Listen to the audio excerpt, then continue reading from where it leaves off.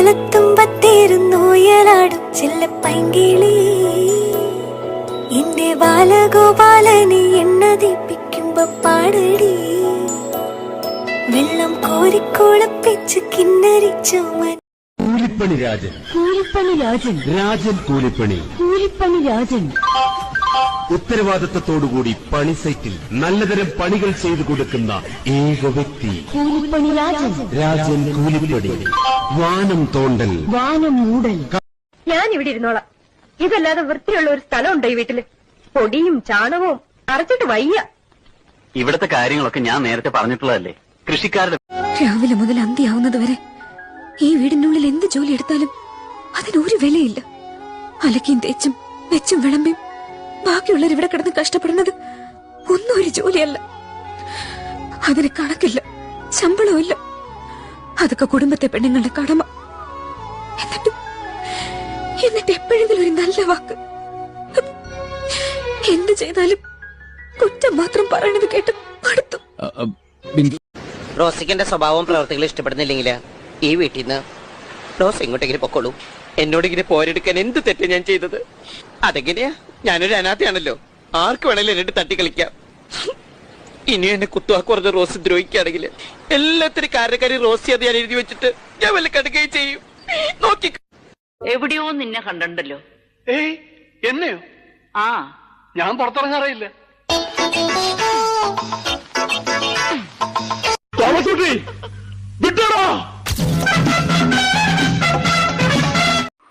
ഞങ്ങൾക്ക് ഇത്ര സ്ഥലമുണ്ട്.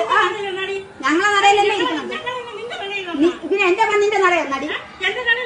നീ കൂടുതൽ പതൂർത്തം ചെയ്യണം. നീ പൊടി എന്നെ വിളിച്ചാലുണ്ടല്ലോ അല്ല ഒന്നിനെല്ലാം കൊണ്ട് ഇരുത്തിയേക്കണം. ഇരിക്കണം. ഞങ്ങൾക്ക് ഇത്ര സ്ഥലമുണ്ട്. ഞങ്ങളെ നടയിലല്ലേ ഇരിക്കണം. അവിടെ വെച്ച് ഗംഗയിൽ നിന്നും ഒരു പ്രത്യേക തരം സൈക്കിക് വൈബ്രേഷന്റെ അനുഭവം എനിക്ക് കിട്ടാൻ തുടങ്ങി. വേദനയോടെ ഞാൻ മനസ്സിലാക്കി, ഞാൻ അന്വേഷിച്ച് നടക്കുന്ന മാടമ്പിള്ളിയിലെ യഥാർത്ഥ മനോരോഗി എന്റെ അടുത്ത് നിൽക്കുന്ന ഗംഗയാണെന്ന്. ഗംഗയിൽ എന്തുകൊണ്ട്, എവിടെ വെച്ച്, എങ്ങനെ ഈ രോഗമുടലെടുത്തു? ഒരിക്കൽ നീയുമായിട്ടുള്ള വിവാഹാലോചന വരെ എത്തിയ ശ്രീദേവിയുടെ സാന്നിധ്യമാണോ ഗംഗയുടെ രോഗകാരണം? അതറിയാനാണ് കല്യാണ വീടായിപ്പോയി. അല്ലെ ഞാൻ ചവിട്ടി ഇറക്കിയനെ. എന്തോ അലമ്പുണ്ടാക്കാൻ വന്നിരിക്കുക. അതെ, എടു തന്ത്രപരമായിട്ട് അവനെ അവിടുന്ന് മാറ്റ്. സാറിന്റെ പണി നോക്കിയോ, ഇക്കാര്യം ഞാൻ ഡീൽ ചെയ്ത് തരാം. വട്ടുണ്ടോ ഇവനെ? എങ്ങനെയാണ് കാണാൻ? എങ്ങനെയാണ് കാണാൻ? പൊക്കം കുറഞ്ഞ് കറുത്തിട്ടൊരു മാക്കാച്ചിനെ പോലെ ഇരിക്കണവനല്ലേ? കാണാനൊന്നും കൊള്ളില്ല സാറേ. ഓ, കാണാൻ കൊള്ളായിരുന്നുവെങ്കിൽ കുഴപ്പമില്ലായിരുന്നു അല്ലേ? ഈ കരിവണ്ണൂർ ഗോപി ഇപ്പൊ എവിടെയുണ്ട്? ഒരു ഫുട്ബോൾ മത്സരത്തിന് പോയിരിക്കുക. എവിടെ? അർജന്റീനയിലെ. അർജന്റീനയിലോ? ആ, അർജന്റീനയിലെ ചന്ദ്രശേഖർ നായർ സ്റ്റേഡിയത്തിലാണ് ഗോപിയേട്ടൻ പറഞ്ഞേ. കരിവണ്ണൂർ ഗോപി വന്നതിന്റെ സന്തോഷം ചൈനയിൽ നിന്ന് വാങ്ങിച്ച് ആസ്വദിക്കുന്നു.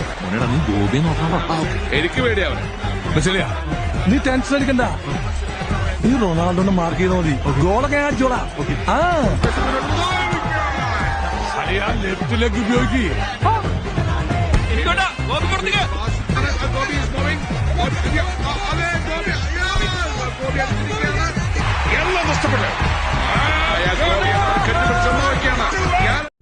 ആസനങ്ങൾ പലവിധമാണ്.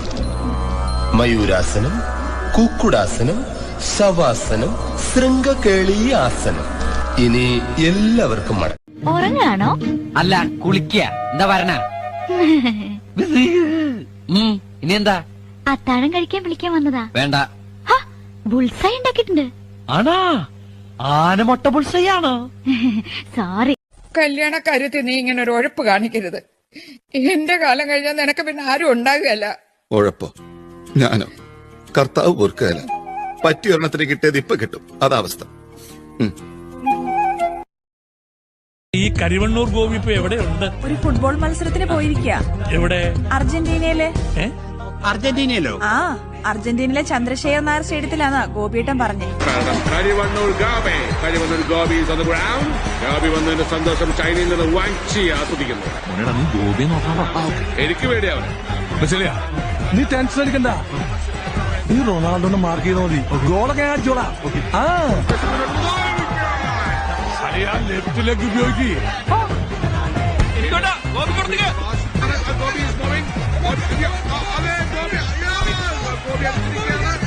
എല്ലാം നഷ്ടപ്പെട്ടു തിന്നുക ഉറങ്ങുക ഇത് തന്നെ പണി. അതൊക്കെ എന്താ നിസ്സാര പണിയാണോ? തിന്നാന്ന് പറഞ്ഞ വാ തുറന്ന് അങ്ങനെ കാണിക്കണം. ഉറങ്ങാന്ന് പറഞ്ഞ കണ്ണടച്ച് ദുസ്വപ്നം കാണാതെ കിടക്കണം. ഇതൊന്നും ഒരു പണിയല്ല.